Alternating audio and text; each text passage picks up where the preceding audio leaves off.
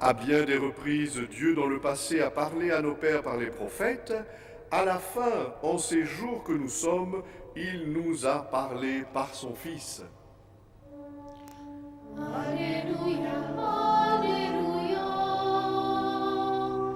Alléluia, Alléluia, Alléluia,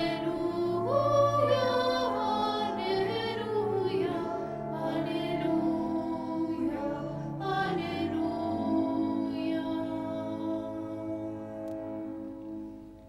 Le Seigneur soit avec vous. Et avec votre esprit. Évangile de Jésus-Christ, selon saint Luc. Quand fut accompli le temps prescrit par la loi de Moïse pour la purification, les parents de Jésus l'amenèrent à Jérusalem pour le présenter au Seigneur, selon ce qui est écrit dans la loi. Tout premier-né de sexe masculin sera consacré au Seigneur. Il venait aussi offrir le sacrifice prescrit par la loi du Seigneur, un couple de tourterelles ou 2 petites colombes. Or, il y avait à Jérusalem un homme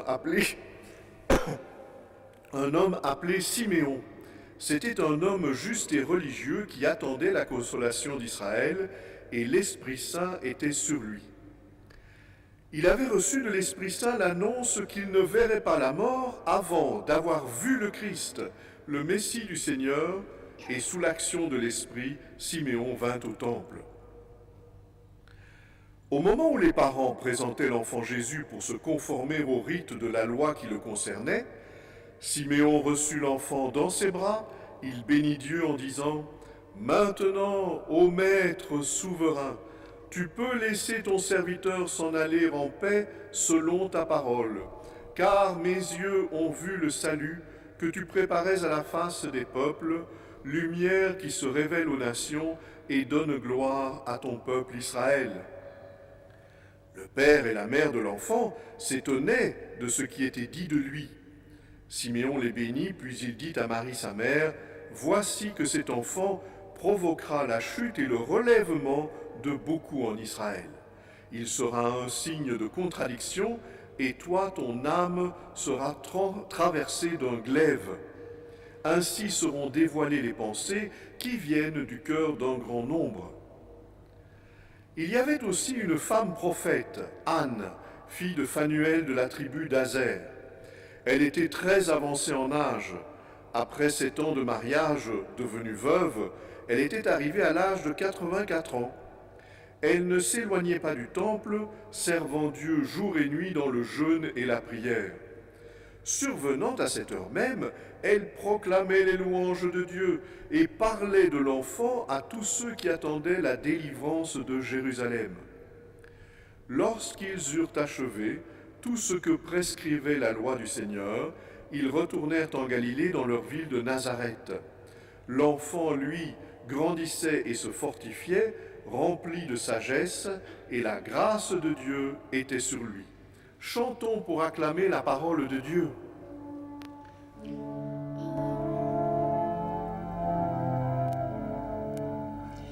Alléluia, Alléluia,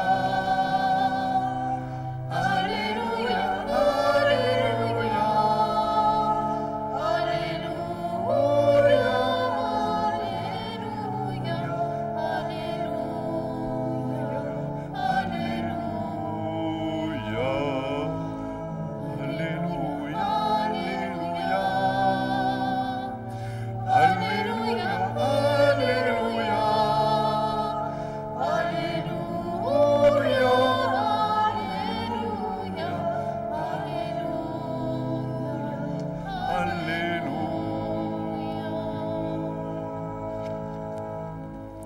Si vous voulez bien vous asseoir.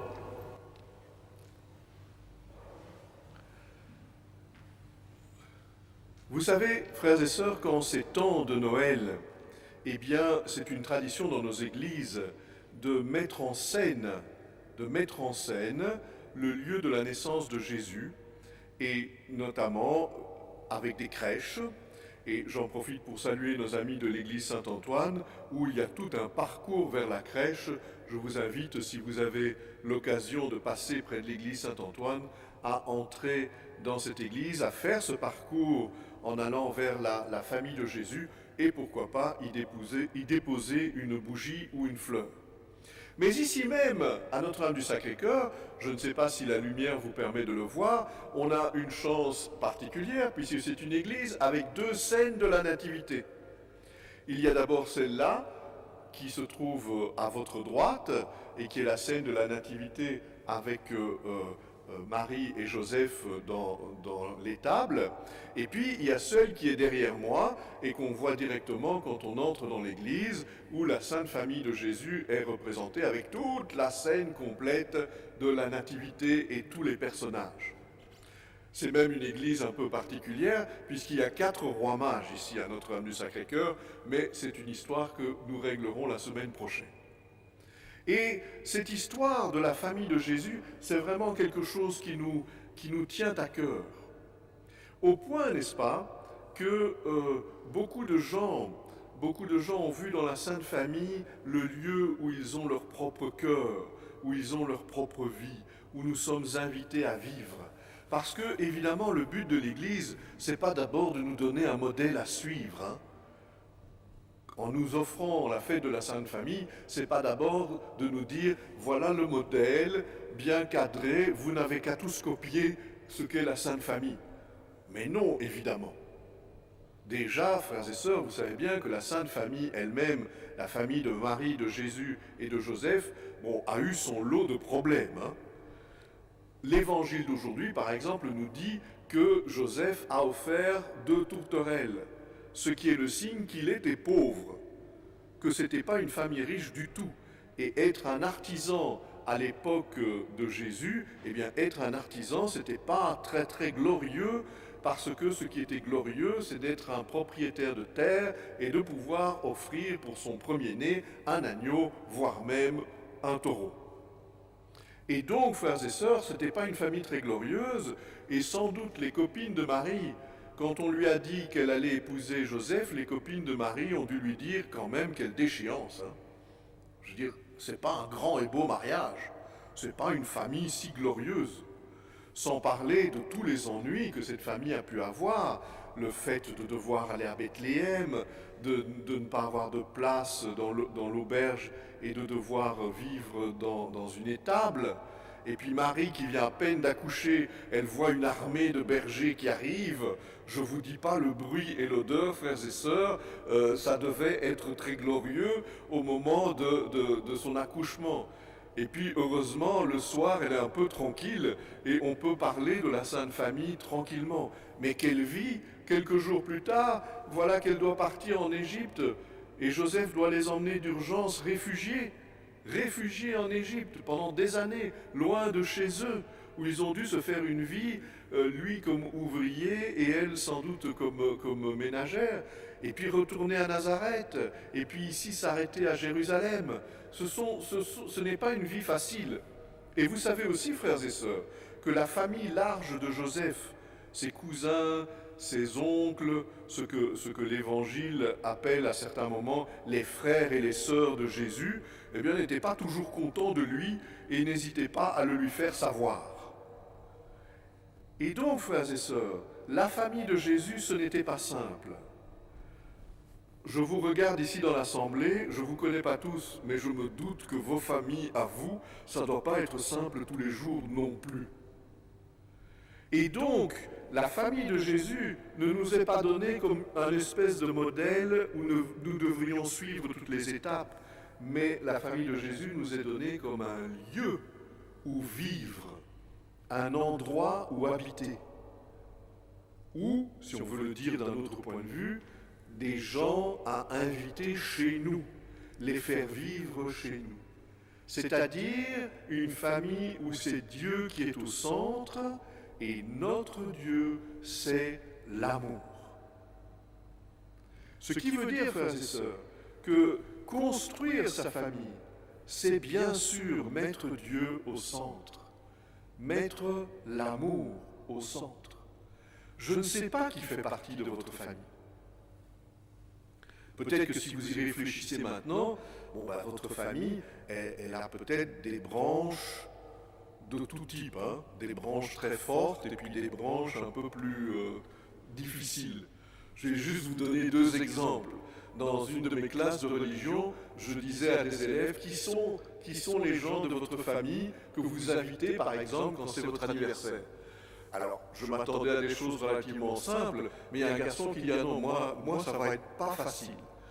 Il y a d'abord eu le monsieur qui est le père de ma grande sœur, et puis qui a quitté maman, et puis il y a celui qui est mon père, qui a été là pendant toute la période de l'école primaire, et évidemment le monsieur qui est le père de ma sœur, il s'est remarié et il a eu lui aussi des enfants, et puis mon père, en quittant ma mère, s'est remarié, il a eu aussi des enfants, et puis il y a le monsieur qui est le père de mon frère le plus jeune et qui m'a en fait élevé tout l'âge de mes humanités et puis l'âge de mon université. Et puis finalement, il nous a quittés aussi. Et puis il y a le monsieur qui est maintenant avec maman et qui en fait est celui qui organise toutes nos fêtes. Et je ne vous raconte pas, frères et sœurs, les oncles et les tantes de ce brave garçon. Et donc quand il parle de sa famille, c'est sa famille. C'est-à-dire la famille qu'il a créée avec son amour depuis qu'il est né. Les hommes et les femmes qu'il appelle ses frères et ses sœurs, ses oncles et ses tantes. Et ces 4 hommes qui ont été les époux de sa mère et qui l'ont élevé, l'ont aimé passionnément et il les considère comme des hommes de sa famille. Et plus encore, il y a quelques mois, il y a une dame de cette paroisse ici, de Notre-Dame du Sacré-Cœur, qui m'avait invité pour son anniversaire, et il y avait plein de jeunes gens à son anniversaire. J'étais très surpris. Enfin, quand je dis jeunes gens, frères et sœurs, comprenez bien, ça veut dire un tas de gens dans la trentaine. À mon âge, quand on dit jeune, ça veut dire dans la trentaine. Et je dis à cette dame, mais ces jeunes gens, qui c'est?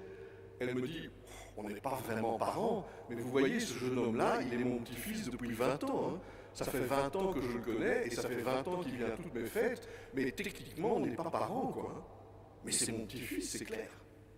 Et donc cette dame de 85 ans, elle avait construit sa famille par l'amour qu'elle portait autour d'elle. Ces 2 exemples que je vous donne vous montrent que nos familles paroissiales, nos familles communautaires, les familles de nos foyers, et pour les jeunes, les familles qu'ils sont en train de construire, c'est d'abord celle où Dieu est au centre. Et donc aujourd'hui où nous sommes un peu isolés, connectez-vous à vos familles. Pensez à vos familles, mais la famille dans le sens le plus large et le plus beau et le plus chrétien du terme. Et puis, pour terminer, je vous invite à avoir une pensée pour ceux et celles pour qui la vie familiale n'est vraiment pas drôle. Vous savez qu'il y a des hommes et des femmes, hélas, qui vivent des vies familiales épouvantables. Et bien sûr, des gens ont dû s'enfuir, des femmes ou des enfants ont dû s'enfuir parfois de leur famille parce que c'était très dur. Et en cette fête de la Sainte Famille, eh bien sûr, nous créons la nôtre de tout notre cœur, mais nous sommes proches aussi de ceux pour qui la famille est un lieu difficile, est un lieu pénible, voire même un lieu violent. Et qu'ensemble, nous acceptions cette grâce de la Sainte Famille comme quelque chose où nous habitons. La Sainte Famille, nous y habitons. Mais la Sainte Famille, c'est aussi celle que nous invitons.